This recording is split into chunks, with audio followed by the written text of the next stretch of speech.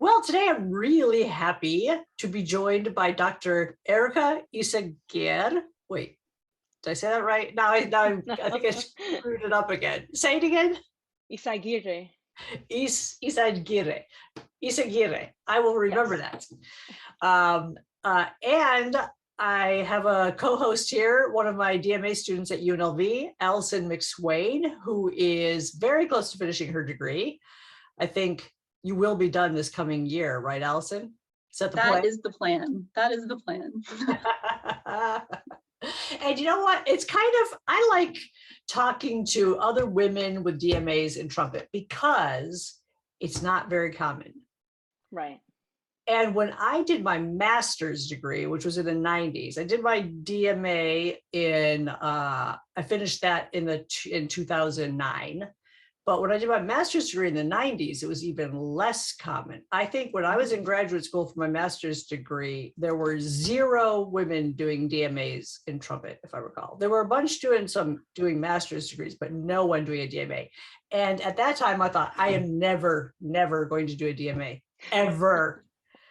I saw the amount of work it was, and I thought, I'm not into all that type of academic writing. And then I had an epiphany years later. I thought, I want to do a DMA. I'm going to do one. This would be fantastic. I had a complete turnaround and decided to go and do my DMA.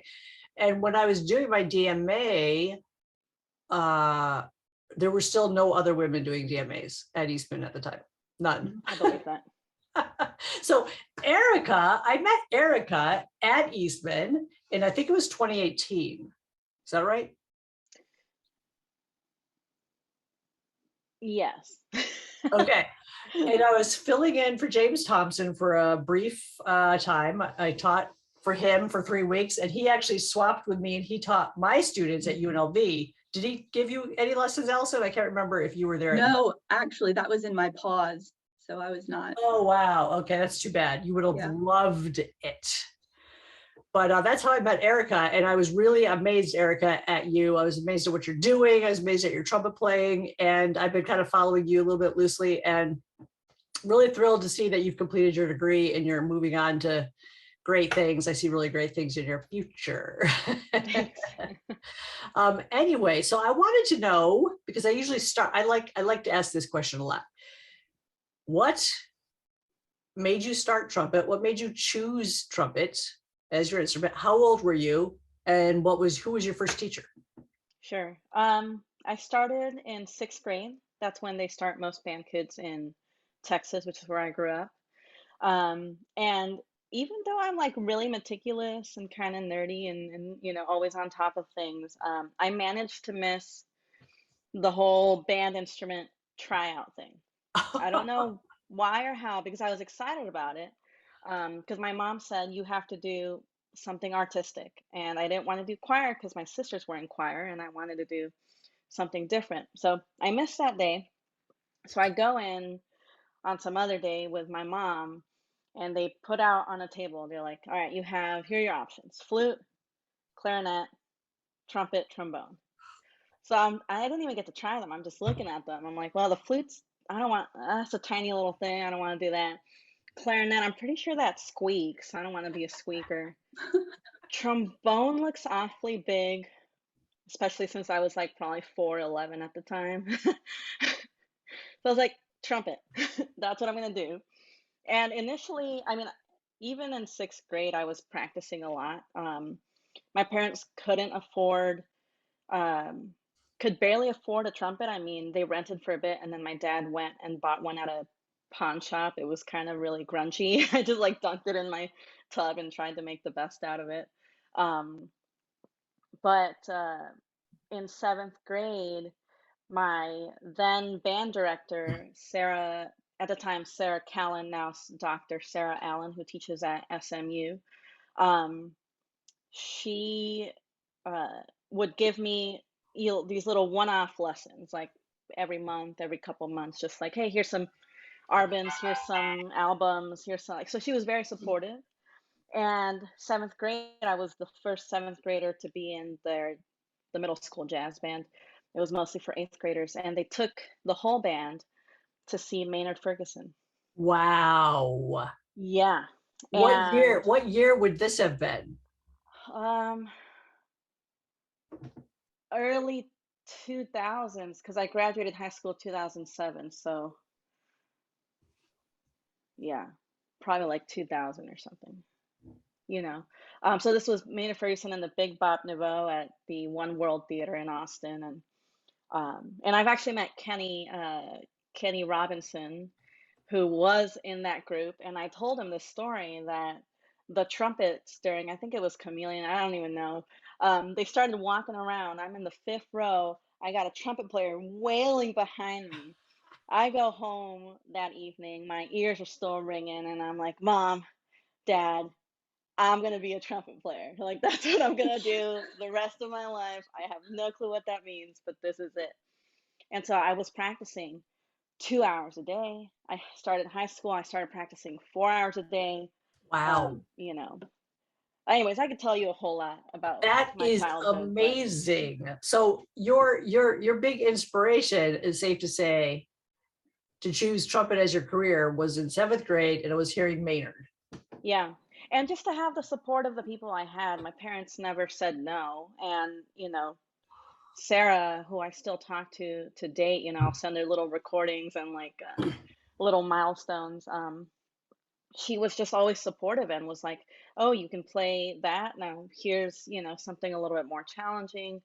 She actually helped my parents find an affordable, sort of like professional trumpet, and it was like $400. And I remember they paid half and she paid half, and that was it. Like no That's ifs, ands, or amazing. buts. Like she, Wow. yeah. So just having people that believed in me was really helpful. So she was your first trumpet teacher? In a sense, she was my band director, Okay. but she did give me some trumpet lessons. My first trumpet teacher wasn't until I had another teacher, but my first official trumpet teacher was Bernie Nero. And he was also just another person who was really supportive, and he taught me, he was taking me through Clark, Arbin, really. I mean, I said, I want to be a trumpet player. So he was, oh, okay, here you go. Okay, all right. So I got to ask this question, since we're all women trumpeters here. And Allison, jump in if you've had some strange experiences of this too. I'm older than you guys, obviously, because Erika, you're actually, you graduated the same year as my oldest child. So that puts me in that's very interesting for me to think about. I'm having a big cognitive disconnect right now. But anyway, I started trumpet in I think I started in second grade. My father was my band director. And so I just grabbed a hold of a trumpet one summer, a cornet actually, and just started fooling around with it and loved it immediately. But when I was in third grade, I have a couple of memories of people talking to me about me playing trumpet.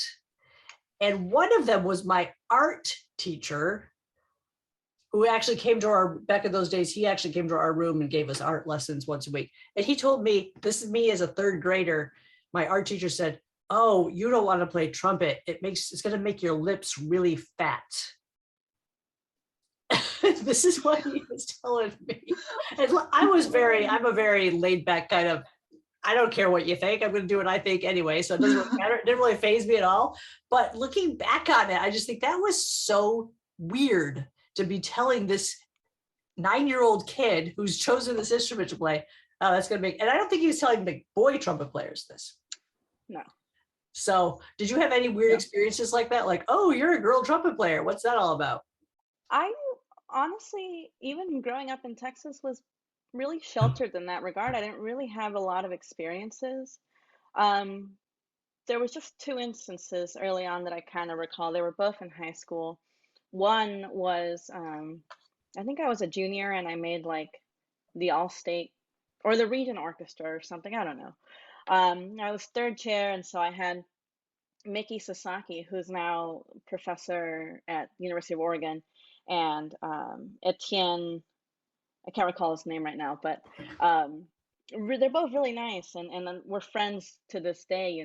What is this, like almost 20 years later?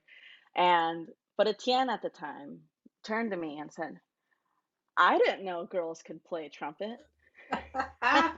I said, yes, we can. And that was it. I just went about my business, Okay, I Wow. gotta do F transposition. What the heck does that mean? Interesting.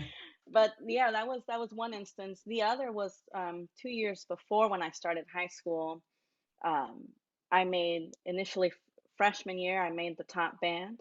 Told you I was practicing 2 or 3 hours a day, so I made the top band, and it was a whole lineup of older boys, seniors and junior boys ahead of me. I mean, I think, probably close to the bottom of the barrel there, but my band director pulled me into his office and said, "You let me know if any of these boys gives you trouble." I said, "What does that mean?" Okay. And they didn't really cause me too much havoc, except I'm fairly short. You probably can't tell from Zoom, but I'm only 5'3". And so they would hide. Erica, we're the same exact height. Oh, perfect. And me, So, and me. Oh, right. Okay, yeah, we excellent. should start a club.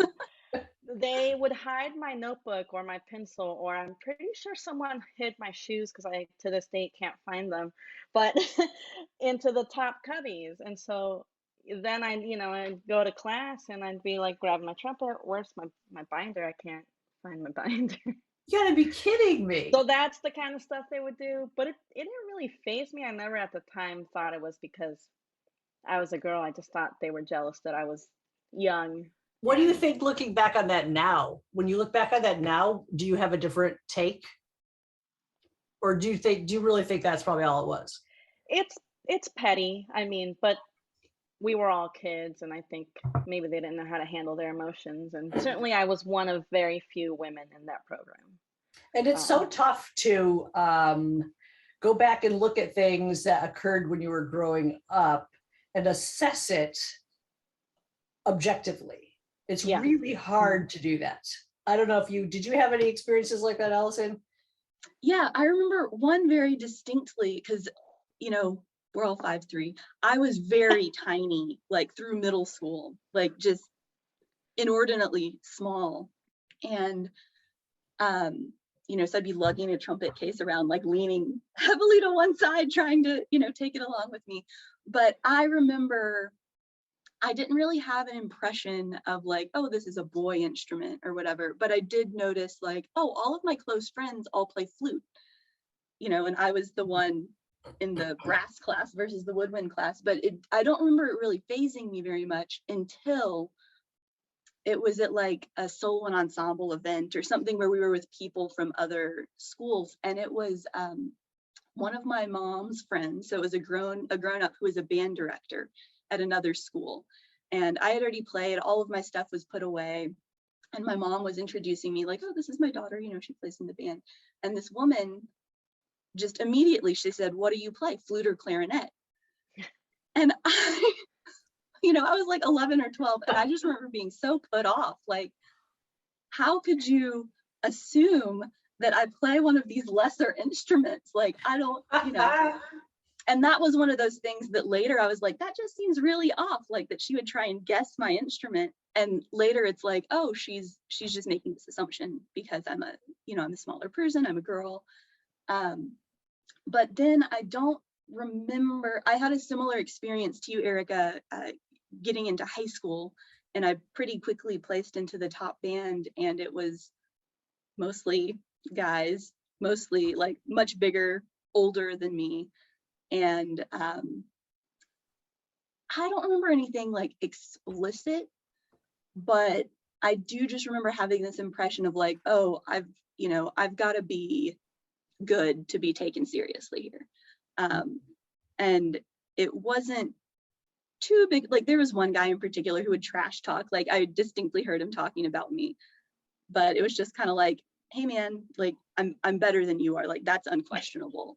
So it wasn't really that big of a deal, but it's like you're trash talking about me, but not the other guys. So yeah, there was kind of that experience. But so I would say definitely, fewer and farther between than I've heard some people's experience, but I think kind of pervasive in a more implicit way. That's really interesting. I've almost mostly had more like just a handful more negative experiences as a professional. you know, Really? as an adult than like as a kid. Like as a kid, Wow. or maybe I just didn't notice it. I was just a happy-go-lucky kid with a trumpet in my hand, you know, a trumpet in one and an arpents in the other. Yeah. But yeah, I've had a couple growing up, even in my job, but I don't know. I think we all just kind of like, okay. That's interesting. Let me tell you one story that I had in 8th grade. I had gotten into the area. It was what you said regional. In New York State, we called it area all state. And I gotten into the area all state band. This was 8th grade. So this was like for 6th, 7th, and 8th graders, I think. And we had to do placement auditions once the festival started. So once we got there, we all went one by one, did our placement audition to see, are you going to be principal or what are you going to be? So I won principal trumpet, and I beat out this guy who was absolutely sure, apparently, that he was going to be principal trumpet. And my friends told me during the break that after he found out, he punched a hole in a wall of one of the rooms at the school. Oh my gosh. I found it highly amusing at the time. I would love to give him the benefit of the doubt and say he probably would have done that if I'd been a guy also, but I strongly suspect that is not the case. But at the time, I actually kind of always viewed those kind of incidences as a little feather in my cap, and I didn't mind. I kind of enjoyed the rightly or wrongly, I kind of enjoyed making waves like that.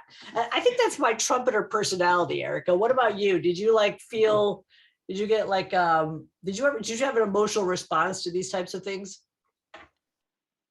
There was one incident at Eastman that I had an emotional response to, and then, uh, but yeah, I just am like, okay, you're just threatened by me.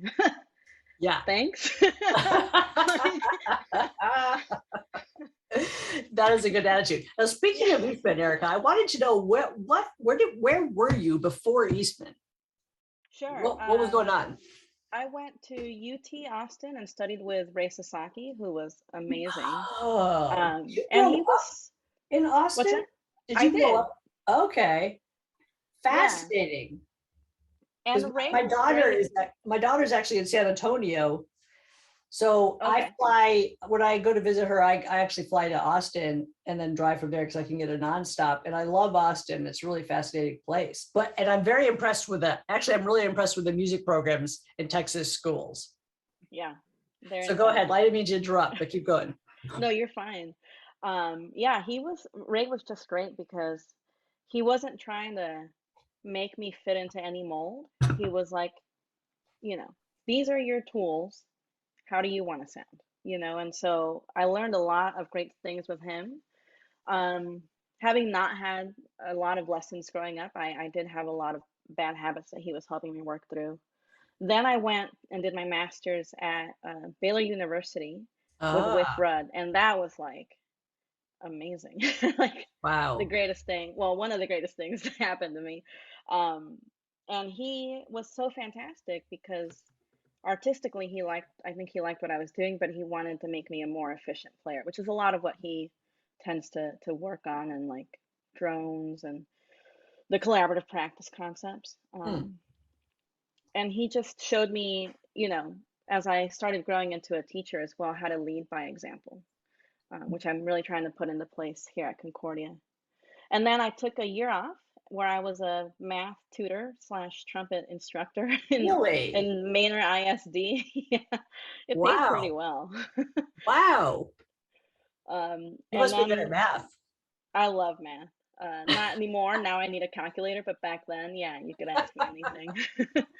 And then yeah, I went to study with Jim Thompson at Eastman, and that really was just like, I mean, amazing because I'm one of those people that needs to know like every angle. Why do I need to do this? Why does it work? You know, what's the next step? And so like literally I would go into a lesson and not knowing what to expect, just like this is what I worked on. And I would walk out with no questions. No, like no questions about like the musical direction of the music I was working on, or like the technical aspects of why I was doing what I was having to practice. Like it's just, I mean, you know him. He just Yeah. explains it to a T, and you're like, that makes sense. Thank you. Yeah, I mean, we always talked about him. We after lessons, you'd be like, he was just like, I couldn't play this phrase, and Thompson pointed to one note on my page and said, that note, and then it all came clear. Yeah, that note's sharp, and then you fix it, and then it's like, yeah, Yeah, he just has this that was it. incredible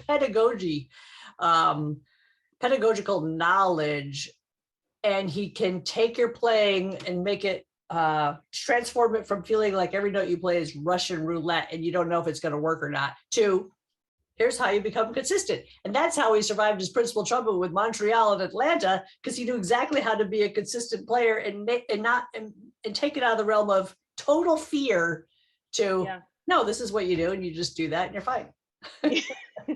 Yeah, exactly. Yeah, that's really, really interesting. All right, my next question I have is, oh yeah, I saw on your website, and maybe this is, you tell me if this is old info, about you've been trying to focus on Mexican composers.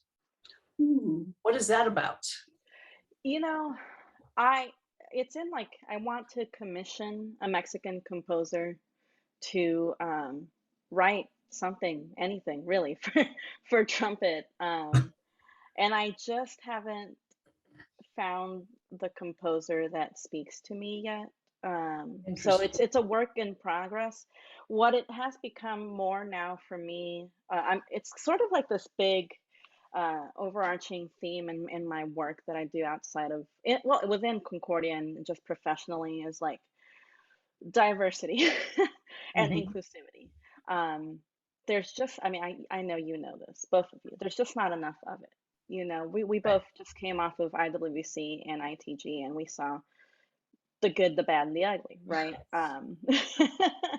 And so I just finished this diversity and inclusivity certificate here at Concordia, which was really great, to talk to people about different working in different fields and what they're trying to do. And so what I ended up doing, and it's a bigger project right now, but I'm working on this sort of diverse brass repertoire database for my studio and for my coworkers at Concordia. And then, if it if it goes well and people are liking it, I'll probably spread it around a little bit more on the interwebs. But yeah, just like getting my students to study music from different composers, and helping them discover it on their own. I'm not trying to like push, Nicole Puno on everyone and their mother, although I do love her work. But yeah, just being on that journey of diversifying my repertoire and diversifying, Yeah, one of the things I've talked to Allison, I think I've talked to you about, I know we've at least implied it, and one of the things we've discussed at UNLV is, and within the jazz program, we have a lot of great diversity. In the classical world, we are lagging way behind, and it's pretty abysmal. Yep. And there's not really a good excuse for that either. Nope. It's a problem. Yeah. So in many ways, culturally, different nationalities, different genders, different everything, we have a big problem. And the other big problem we have at UNLV, and I don't know about you at Concordia, you have to tell me, is that our student body is incredibly diverse, right, Allison? It's like one of the most diverse in the country. Yeah, one of the top 2 in the US. So, awesome. I mean, what is our percentage of white? It's the minority, right? It's 50-50, maybe 50 white, 50 I think we're like 40-something% white. Okay. But like we have designation as a Hispanic serving institution and what is it? Asian American, Native American, Pacific Islander serving institution as well. That's incredible. Yeah, and that's fabulous. Really awesome. That's absolutely incredible. But our problem is that our faculty do not reflect that diversity. That is a big problem. So our faculty is really totally opposite end of the spectrum, which is what we have identified it recently. We identified it a couple years ago. And then the pandemic hit as we were starting to try to address it. And then there's a hiring freeze, but it's definitely an issue. What's it like at Concordia? We're in the deep cornfield Midwest. Understood. Is it something that you guys are talk about or you've identified? Yeah, we have a 10-year, Concordia has a 10-year plan, and one of the biggest points of it is diversity and hiring diverse faculty to reflect the students that we want. And then we do have a pretty big international student population that I know people are trying to grow. The music program itself, I think, could use more diversity. What I love is that I'm not the only one trying to diversify the repertoire.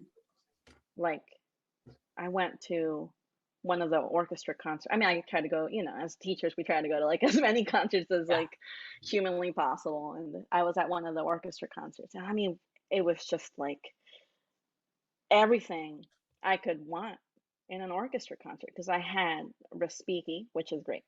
Obviously, I still want to hear my Respighi, but I had like a female composer.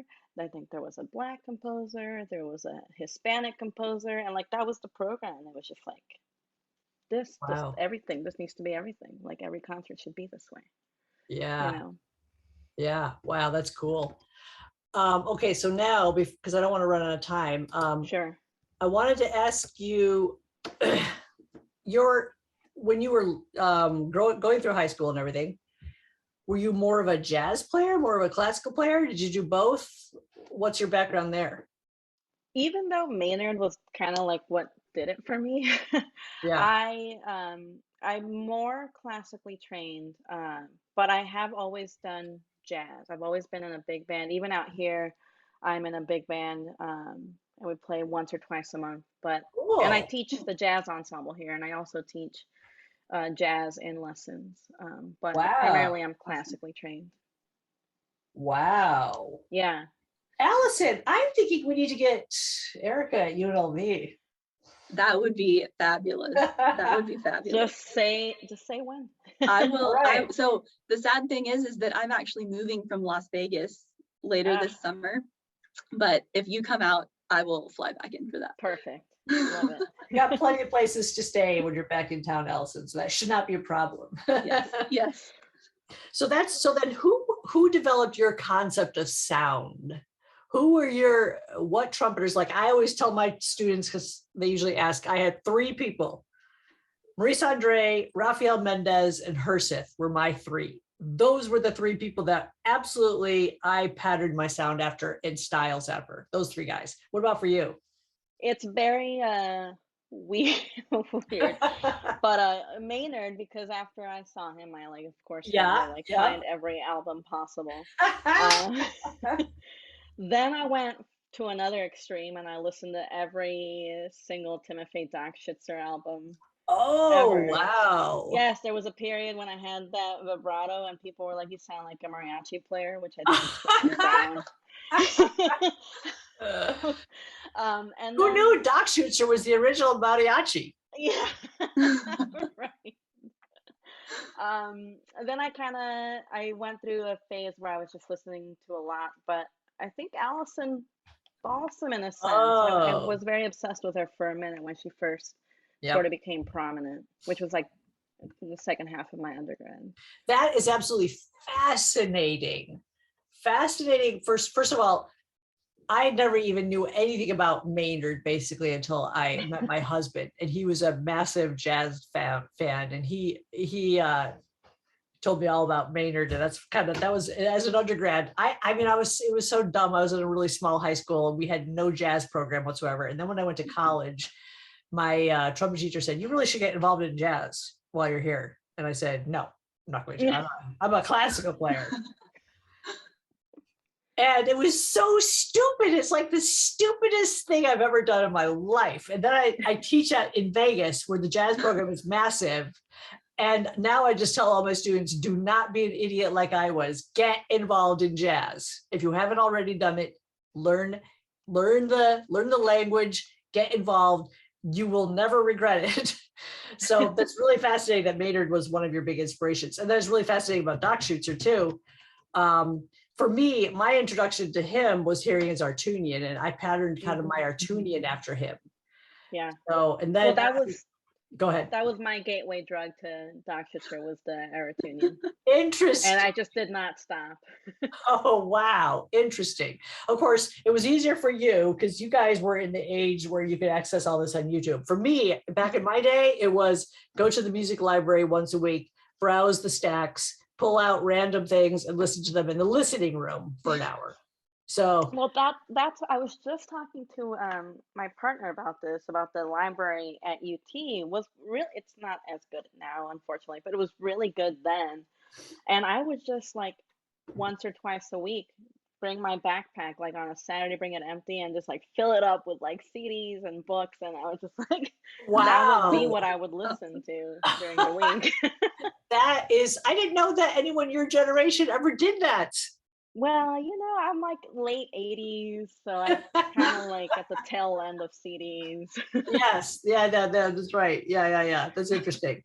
I don't even have a functioning CD player anymore in our house. I kind of want one. I think they're great. Yeah, they are. They come in very handy for certain things. Right. Yes. Yeah. Okay, so then you said Doc Schutzer, Maynard, and who was the third? Oh, Allison Balsam. Allison yes. Balsam. Yeah. Yeah, she plays so beautifully. She's fascinating. And Allison, you share a name with her, so that you should identify immediately. Yeah. She would be on my list too. She would be on my list. Right. Yeah. Now I'm like obsessed with Selena Ott. You guys know of her? No. She won the ARD like in 2020 or whenever it was. Yeah. I think wow. Yes. Okay, I'm gonna have to look. I was just watching a couple of her videos this morning on YouTube. Wow, that's so cool. All right, so then I wanted to, you mentioned ITG. So Allison presented a warm-up session there. 7:15 a.m. And when you're from the West Coast, that is murder. But she did a great job. And you were awake, Allison. I was awake. We were all buzzing at 7:15 a.m., which was what is it? 5:15 a.m. our time. It was a true warm-up. Yeah. That's brutal. But did you present, Erika? I was set to perform with Trumpet Sneaks. It's a new group of all women. But COVID got the best of us, so we had to cancel. What happened? A bunch of people came down with it? Well, you know, coming in from IWBC, yes, there was a bit of a spread there. So yeah, that's trickled down. But right. I performed at IWBC with the Chromatic Brass Collective. Oh, cool. Which is a group of all people of color. And it was just like... Yeah. Did you hear it, Allison? Because you were at... I did. I was at one of the concerts. Because did y'all perform multiple times? They did a large ensemble concert joint with... till coming off of the Athena Brass Band concert. And then they did a couple of chamber and solo things. I was at one of them. I don't remember which one. It was a blur. But it sounded great. I mean, it was maybe the greatest moment of my career, honestly. Like Marie Speziali is conducting, and I mean, Velvet Brown's conducting other pieces, and like just sitting next to like these up and coming, you know, musicians. It was just wow. It was my first time at IWBC, and I had heard like, oh, it's a really positive atmosphere. It's a really healthy environment.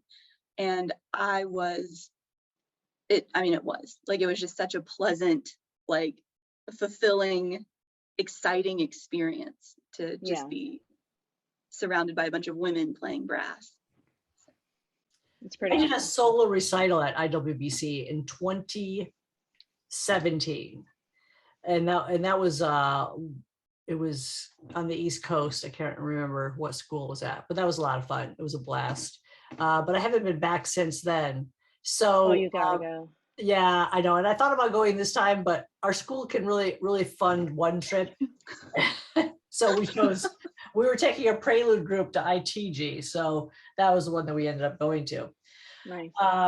But what did you think? I don't like to bash organizations because we are all after the same thing, which is to promote the trumpet. But I did sense a little bit of a lack of female or non-male presence at ITG quite a bit. I have always typically, but I think, and I know that COVID made things tougher this year, and we're still reeling back from the pandemic. But what did you think? What was your overall impression this year, Erika? This was actually my first time at ITG. Oh, really? I've been to IWC 3 times now. I don't know, 2 or 3 times now, and I love it. I mean, and so it's always been kind of like, which one do I go to? Yeah. Yep. I think, I think they're doing a lot of great things. I know that they're trying to create more diversity, and they're including more diverse people within like their committees, and all that, which is fantastic. It would be nice to see more diverse artists, and I know that there was more diversity this year than in the past. So they're on the right track, but progress is always slow. Yeah, and I think that the pandemic and people being the spread that happened to IWBC, which carried a little bit into ITG and made personnel changes different. And the pandemic in general cut back on, I think, the number of people participating. Yeah. So it'll be my thing is I really want to see what happens in 2023 ITG. Yeah. Because we should have recovered sufficiently to have things be more normal. Yeah.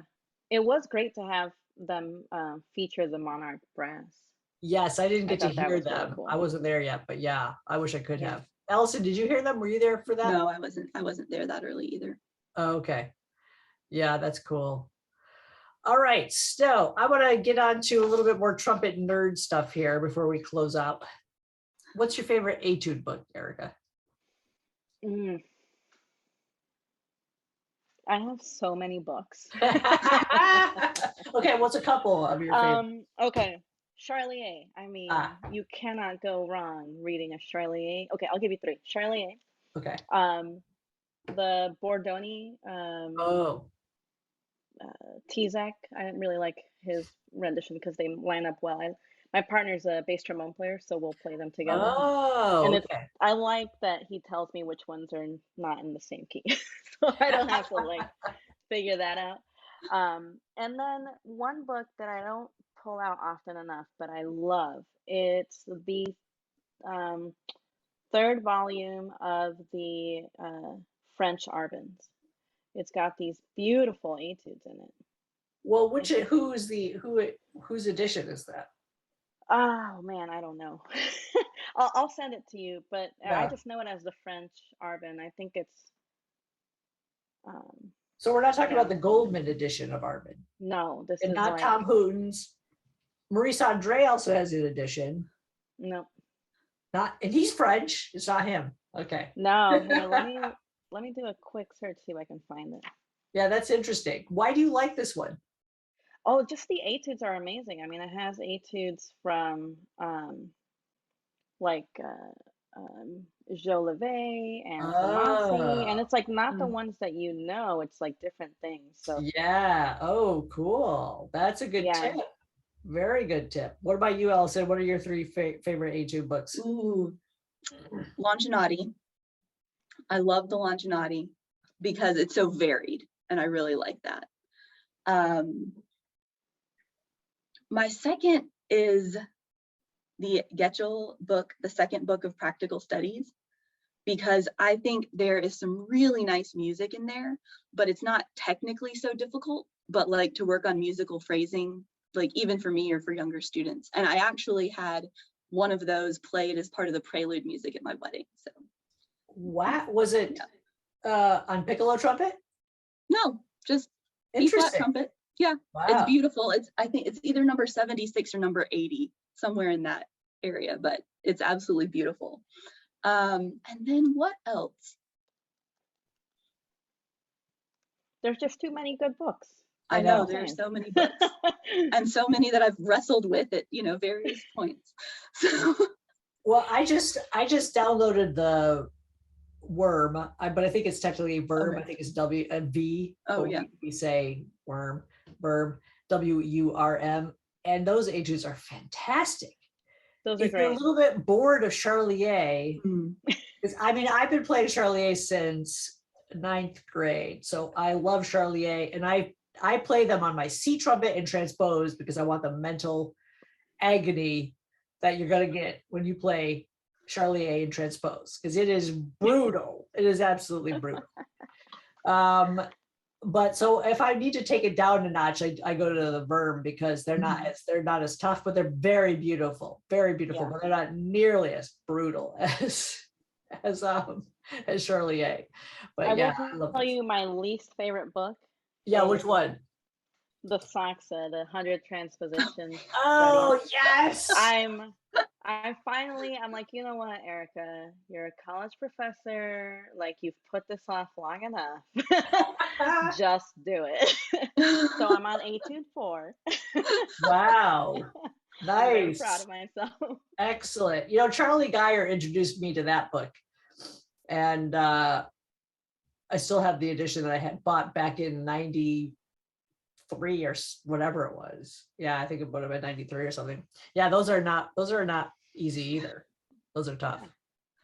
So I found this book that I was telling you about. It's Oh, the good. Alphonse Leduc. Leduc. Artist. Okay. And there's three volumes. I just have, I think, the third one, which is the one with the etudes. Excellent. All right. That is a good tip. I am going to look for that. Cool. Okay. So what is your favorite trumpet to play? Could, you know, either model or key. Right now it's my C trumpet. I got during the beginning of the pandemic. I was like, you know what? I want to buy a new trumpet. I don't know where our careers are going, but I'm going to buy a new trumpet. And yeah, you're sure to use that nonstop for the next 2 years. Yeah. I bought the Mike Sachs C trumpet, and it's amazing. Really? Yeah, it's great. Yeah. Did you just have them ship it to you and then you tried it out, or did you go somewhere and try it? I tried to have them ship me 2, but they just shipped me 1, and it was good. And then I had it was way better than what I had before. And I had Jim Becker at Osmond Music blueprint it, and then it was really good. So wow. Yeah. Interesting. What about you, Allison? Traditionally, my C trumpet has been my favorite, but I feel like I've been playing more B flat recently, just, you know, to switch things up. And I've had this trumpet since I was 14. It's just like, you know, a Bach Strad model 37. And I love this horn. It's just like my buddy, you know. And even at ITG, I was trying other B flat trumpets, just like, hey, what's out there, you know. And every other one I tried, I'm like, I prefer my trumpet. And that's a really nice feeling. Wow. Yeah. Mine would be, actually, it's tough. I love E flat and I love pick.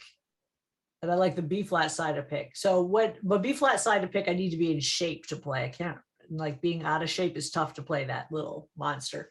But when I'm in shape, I would say I love E flat and B flat pick, because I love the range and I like the expressivity you can get there. But I don't know. I love them. I love them all. I never even played a C trumpet until college. Same. Yeah. Really? Yeah. Because nowadays it's much more common to have played lots of different key trumpets as a high school kid. I know. It's amazing. Yeah, I bought it I bought my C trumpet from Ray Sasaki. Wow. In my second year there as a sophomore. Wow. Very cool. Very interesting. Okay, so what is the weirdest mute you own? I'll tell you the weirdest one I just recently purchased, which was at ITG. If you guys went and heard the Houston, you were probably gone, Erica, but if you heard the Houston Symphony trumpet section, Mark Hughes talk about his practice mute, I bought 2 of these things. And I Wow. love it. It's a really cool, it was only $40. Couldn't go Wow. wrong with that. Yeah. So this is the weirdest one I currently own. But what about you, Erica? Okay, let me grab it real quick. Okay. Better be good. Better be I love good. it. It's gonna be, let's see. Oh, Is it- Okay. Is it weird enough? It's Wallace, made by John Wallace. He doesn't make them anymore, but he gifted this to me. you're kidding. It's a practice mute. It primarily for E flat trumpet, so you would love it. But it does Oh, fit B wow. flat and C, and then it has this little adjustable thing where you can make it more open, or That's the way this thing is. It has this little thing. that's how they make them now. Well, Mark did these on a 3D printer. All of these are That's done on a 3D printer. But why doesn't John Wallace make that mute anymore? Now I'm mad. I don't know. He I don't even know if he's still like involved with this company, to be honest. I don't know. Interesting. So why do you like it? Is it a nice soft Well, you said the sound or- weirdest mute. Oh yeah. Right. Yeah. But I do love how it's blue. It's so compact. Like I can just throw this anywhere. I mean, it's made like it's a tank. Can you use that? Do you use that in a hotel room? And nowadays I actually take my Okura mute, which I was practicing with last night. I have too many mutes thrown around. Oh, that's interesting. Yeah. Yes, and this one is their newer design, and it comes apart. There's another part, there's a longer stick that you can put in here to change the resistance. Oh. And this mute is super quiet. How does that This compare to one's the not as quiet, Yamaha? but The What's Yamaha that? silent. How does that compare to the Yamaha silent brass? a lot less resistance, but it's not as quiet. Oh, It's okay. pretty quiet though. Yeah, because typically I bring I have a first gen. It's probably older than you guys. First gen Yamaha silent brass mute, which I still use. I still have the original box, and I take that whenever I need to work it. I actually do use the headphones and the sound system because that really helps with the feel of playing in an open room and not having it have so much resistance. But it's bulky, and so I'm always looking for a good practice mute that's not as bulky, that still gives me the same kind of feel. So that's interesting. Wow, cool. Yeah. Very, very interesting. All right. Allison, do you have any questions that you want to ask Erica before we wrap up here? No. I'll Facebook message you or something. Yeah. I'm really sad that I didn't get to actually see you in person at ITG. I know. But it was the weird thing about this conference this year, which it isn't always like this, is that it was so spread out. So you had to go to all these different venues and walk forever, which meant your chances of running into people were less. Yeah. At other places, like the Anaheim one is a great locale because we were all in the exact same building for everything. So you constantly were running into people that you knew or wanted to connect with, and it was really easy. But this one, you had to like walk a quarter mile down this direction, and other people are going that direction. So it was very easy to not run into people.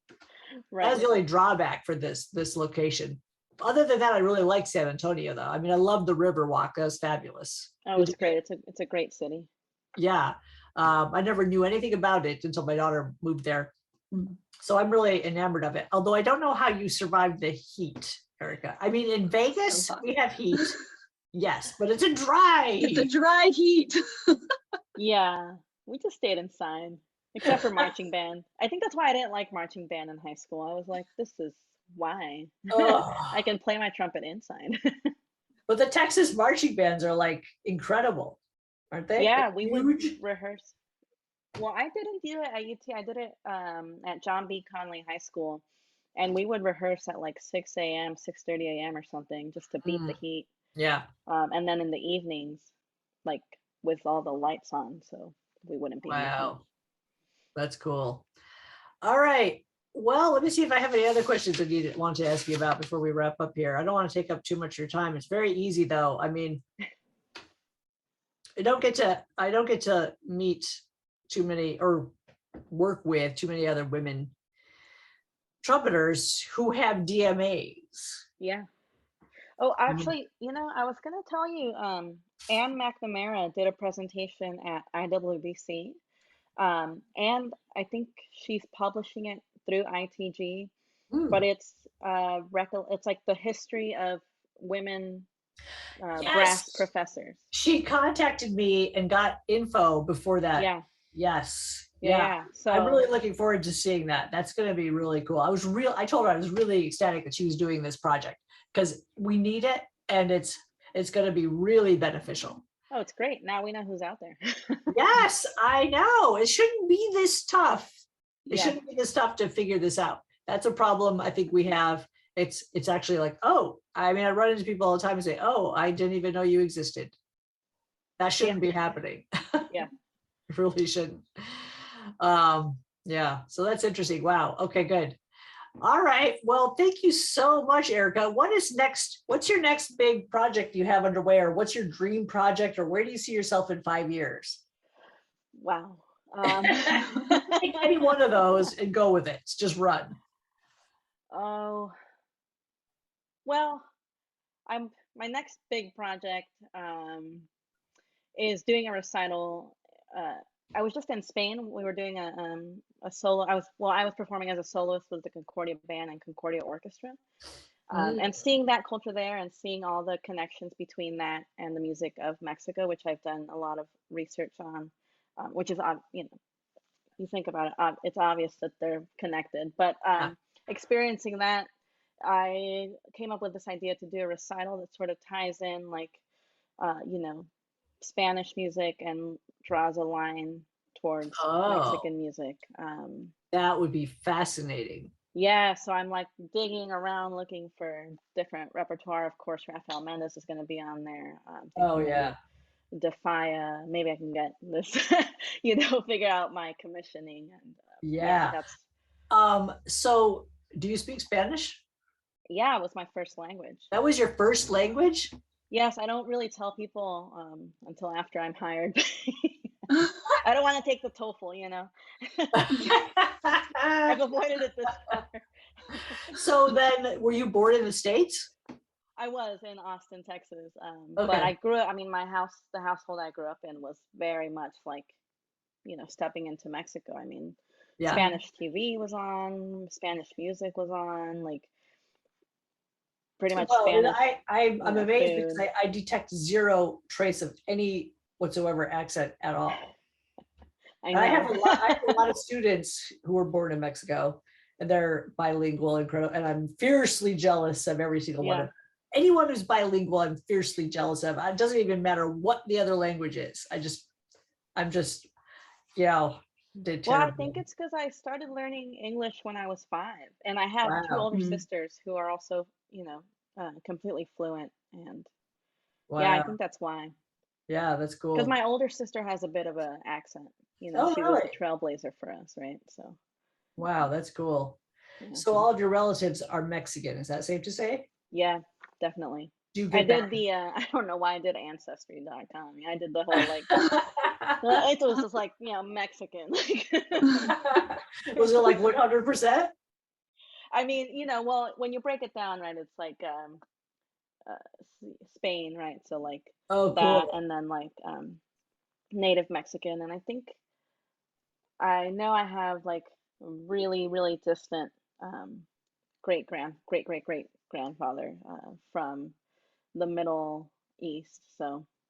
Oh wow, fascinating. Yeah, but other than that, it was just like, yeah, you're Mexican. Wow. Well, see, it would be great to have you at UNLV. I mean, we have such a strong Hispanic influence, obviously. And I could think of a composer I could put you in touch with who you should. I'm sure Allison's going the same direction. I know, I was thinking this too. I'm like, awesome. Collaboration. Yeah, definitely. Yeah. Great. Yeah, let's set it up, honestly.